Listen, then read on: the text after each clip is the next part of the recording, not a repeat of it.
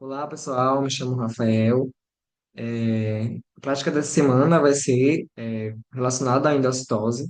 E hoje a gente vai estar falando um pouco sobre como a gente consegue aplicar essa prática à nossa prática clínica. De forma geral, a endocitose ela vai ser um processo celular no qual a membrana plasmática ela vai internalizar partículas ou moléculas formando vesículas. Ela pode ser dividida em três vias principais, que seria a fagocitose, que seria essa internalização de partículas grandes, a pinocitose, que vai ser essa captura de líquidos, e a endocitose, que vai ser mediada por receptores, que aí vai utilizar da via da clatrina para fazer essa internalização a partir da ligação com um receptor. Essa última, principalmente, ela vai estar ela vai ser muito importante porque vai estar muito relacionada com a entrada de alguns antígenos, como, por exemplo, o vírus, bactéria. E por conta disso, muitas terapias e muitos remédios, eles têm utilizado, tem sido, esse tipo de endostose, ele tem sido alvo de algumas dessas terapias. Uma aplicação bastante comum em relação à prática clínica seria a questão da virologia, porque a endocitose, o vírus, ele vai utilizar desse mecanismo para invadir células hospedeiras. E ao conseguir contornar essas barreiras celulares, que no caso vai ser a membrana plasmática, ele consegue iniciar o seu ciclo de infecção, porque ele vai conseguir entregar seu material genético dentro da célula e vai utilizar dessa maquinaria celular humana para se reproduzir. Um vírus bastante conhecido, e que foi bastante discutido nos últimos anos, foi a questão do coronavírus, responsável pela pandemia de Covid, e que se utilizou desse mecanismo celular para se proliferar, né, para fazer seus ciclos de infecção. Mas como isso se dá? Qual seria o passo a passo dessa endocitose viral? O primeiro passo seria justamente a ligação desse vírus ao seu receptor. No caso do coronavírus, ele vai utilizar uma proteína chamada proteína spike para se ligar ao receptor, que foi denominado ACE2. Ele vai estar presente ali na superfície de muitas células humanas, como os pulmões e o intestino. E na proteína S, ela vai ter resíduos específicos de lisina, ácido glutâmico e asparagina, onde esse receptor ele vai se ligar. E muitas mutações nesses resíduos podem acabar aumentando a afinidade do vírus ao receptor, como a gente pode ver em algumas subunidades do coronavírus em que tinha essa, esse efeito deletério maior do que as primeiras linhagens, vamos dizer assim, desse vírus. E como a gente pode ver, a questão do Omicron que tinha uma afinidade ao receptor ACE2 muito mais acentuada do que as primeiras linhagens do coronavírus. O segundo passo para essa endocitose viral seria depois dessa ligação ao receptor, uma nova região que vai ser denominada de S2 da proteína spike, ela vai ser exposta.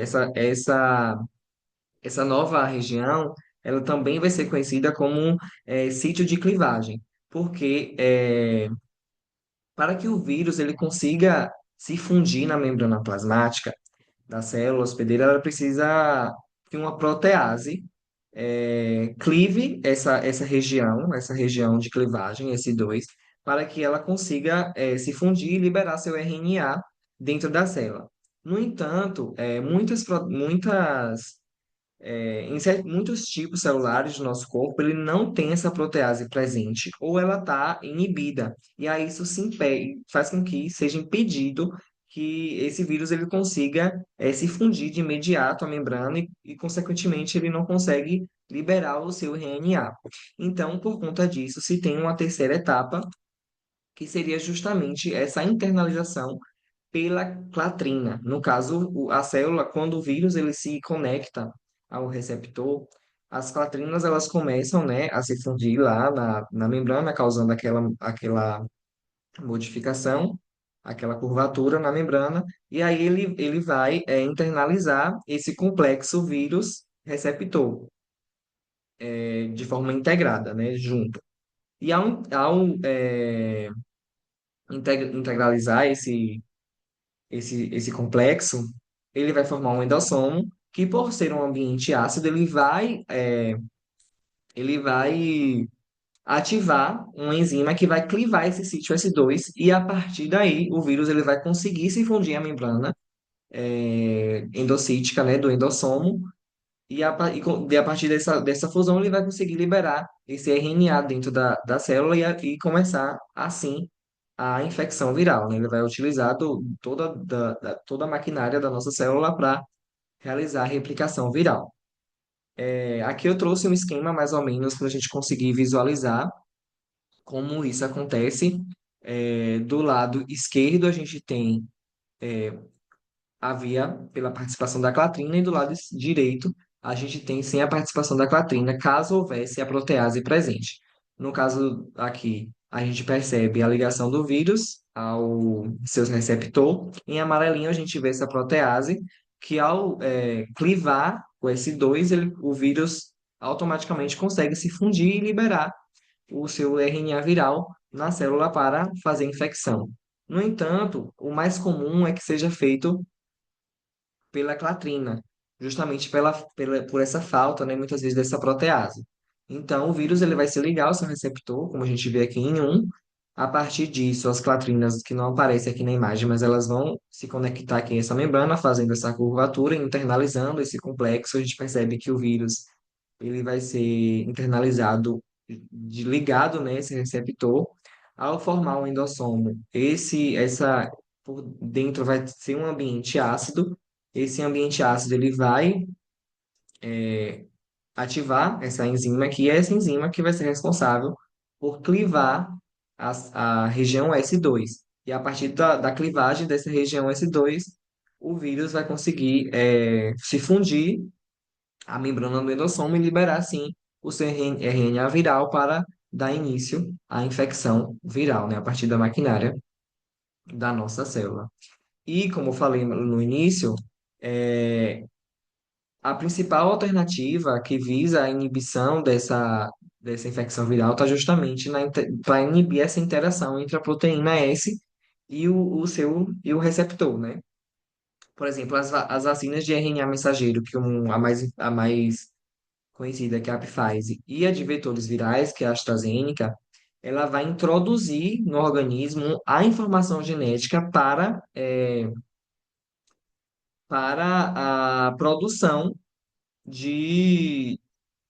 da proteína S, que ao ser expressada pelas células, ela vai estimular o sistema imunológico a gerar anticorpos e as células de memória capazes de reconhecer, assim, esse vírus quando a gente for infectado e bloquear futuras infecções. Outro tipo de estratégia que tem sido utilizado, que está ainda em caráter experimental, seria a inclusão de alguns anticorpos que vão se ligar ao receptor ACE2, e aí vai se ligar a ele sem interferir a sua atividade metabólica. Ou seja, um anticorpo que vai se ligar nele e não vai gerar essa resposta, né? Não vai fazer com que o vírus consiga se ligar. Ou então, alguns receptores considerados miméticos, né? Que como se eles imitassem a atividade do receptor ACE2 para que o vírus ele se ligue ao ACE2, mas ele não gere resposta. Ou seja, o vírus vai se ligar ao receptor e assim ele não vai gerar resposta. Então, como a gente pode perceber, a gente tem, vamos dizer assim, três tipos de alternativas terapêuticas hoje, né, as principais.